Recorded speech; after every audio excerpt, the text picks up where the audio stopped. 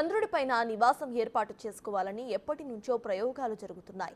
అయితే అక్కడ నీళ్లు, ఆక్సిజన్ లేవనే కారణంతోనే ఇంతకాలం ఆగిపోయారు.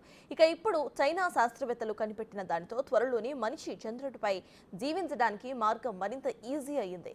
ఇంతకీ చైనా కనిపెట్టిందేంటి? అది చంద్రుడిపై జీవించడానికి ఎలా సహకరిస్తోంది? Let's watch.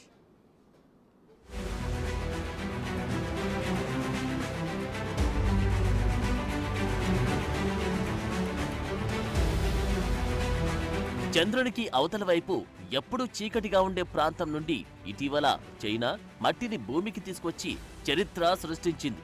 అలా చేసిన తొలి దేశంగా నిలిచింది. చైనా మూన్ మిషన్ చాంగే 6తో ఇది సాధ్యమైంది. చాంగే 6 రీఎంట్రీ మాడ్యూల్ జూన్ 25న చంద్రుని నుండి మట్టి నమూనాలను తీసుకొచ్చింది. ఒక నివేదిక ప్రకారం చంద్రుని ఉపరితలం నుండి సుమారు 2 కిలోగ్రాముల మట్టిని తీసుకొచ్చినట్లు తెలుస్తోంది. అయితే దీనికంటే మంచాంగ్ E5 మిషన్ తీసుకొచ్చిన మట్టి నుంచి నీటిని తయారు చేయడంలో చైనా శాస్త్రవేత్తలు సక్సెస్ అయ్యారు. చైనీస్ అకాడమీ ఆఫ్ సైన్సెస్ కు సంబంధించిన Ningbo institute of materials technology and engineerings లో ప్రొఫెసర్ వాంగ్ జున్కియాంగ్ ఈ ప్రయోగానికి నాయకత్వం వహించారు.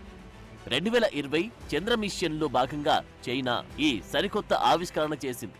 చంద్రుని నుంచి సేకరించిన కొన్ని కేజీల మట్టి నుంచి కొన్ని మిల్లీగ్రాముల నీటిని ఉత్పత్తి చేశారు.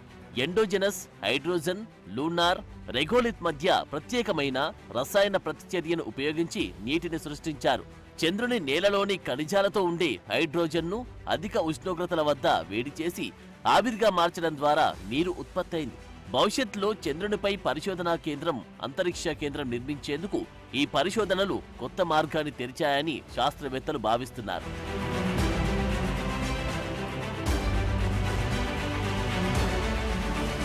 ఇప్పుడు చంద్రుని ఉపరితలంపై పెద్ద ఎత్తున నీటి ఉత్పత్తికి సంబంధించిన వ్యూహాన్ని పరిశోధకులు రూపొందిస్తున్నారు.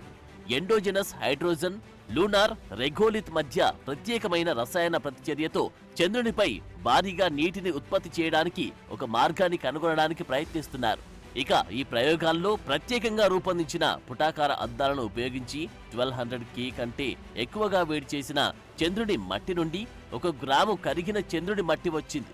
ఇది దాదాపు 51 నుండి 76 మిల్లీగ్రాముల నీటిని ఉత్పత్తి చేసింది. దీని ప్రకారం 1 టన్ను లూనార్ రెగోలిత్ 50 కిలోల కంటే ఎక్కువ నీటిని ఉత్పత్తి చేయగలదని పరిశోధకులు గుర్తించారు. అంటే ఇది 500 మిల్లీలీటర్ల బాటిళ్ల వంటివి 100 బాటిళ్ల తాగునీటితో సమానం. ఈ 100 నీటి సీసాలు ఒక రోజు మొత్తం 50 మందికి తాగునీటిని అందించగలవు. కాబట్టి ఇది భూమిపై మానవ జీవితాన్ని ఎలా నిలబెట్టగలదో అలాగే చంద్రుడిపైన కూడా మనిషికి అవసరమైన దాహాన్ని తీర్చగలదని తెలియజేస్తోంది. ఈ పరిశోధనలో లూనార్ ఇల్మెనైట్ నీటి వెలికితీతకు ముఖ్యమైన ఖనిజమని కూడా పరిశోధకులు గుర్తించారు. లూనార్ రెగోలిత్ లో సమృద్ధిగా లభించే ఖనిజం అత్యధిక మొత్తంలో సౌరగాలి నిండిన హైడ్రోజన్తో నిండి ఉన్నట్లు గమనించారు. చంద్రుని మట్టిని ఉపయోగించి నీటిని ఉత్పత్తి చేసే శాస్త్రవేత్తలు దానిని ఎలక్ట్రోకెమికల్ గా మార్చి దాని నుండి హైడ్రోజన్, ఆక్సిజన్ గా విడదీయగలిగారు కూడా. ఇది చంద్రునిపై నివాసముండే వారి శ్వాసక్రియ, గాలి, పునరుత్పాదక శక్తి వనరులను అందిస్తుందని పరిశోధకులు భావిస్తున్నారు.